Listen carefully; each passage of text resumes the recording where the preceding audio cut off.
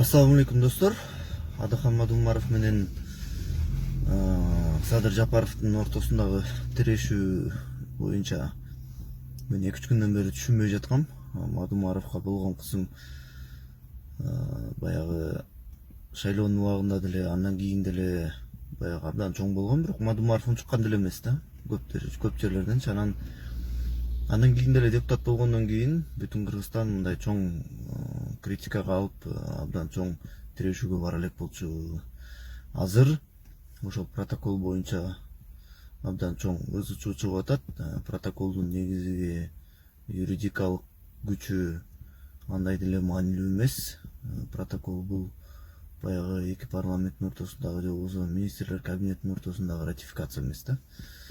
Ошон үчүн бул кароолор эмне үчүн көбөйүп кетти, эмне үчүн президент тараптан ушундай болуп атат деген суроолор абдан көп болуп аткан.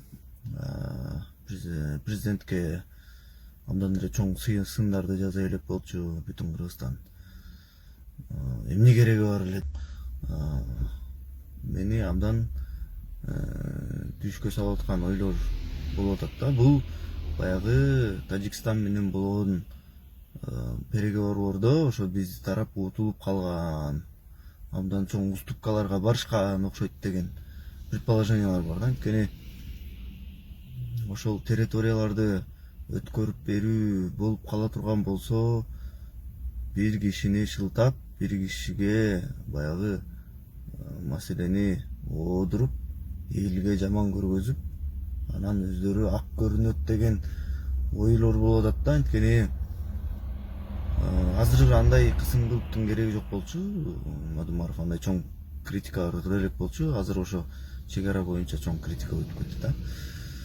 Менин оюмча ошол Жапаров тараптан ошол биз Кыргызстандын кызыкчылыктары утулуп калып, жерден өтүп кетүү маселеси болуп калышы мүмкүн. Анткени булар протоколдун баягы юридикалык күчү көп болбосо деле, ошо протокол кошулуп атканына караганда, ошо переговорлор болуп атканда биз тарап абдан чоң уступкаларга барган окшойт деген ой болуп атат да.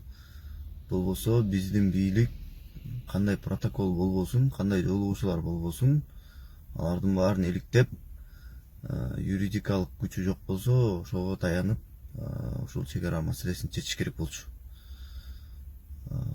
Ошондой бир предположение бар. Сиздерде кандай ой бар, кандай ойлойсуздар, ошону айтып кетсеңиздер.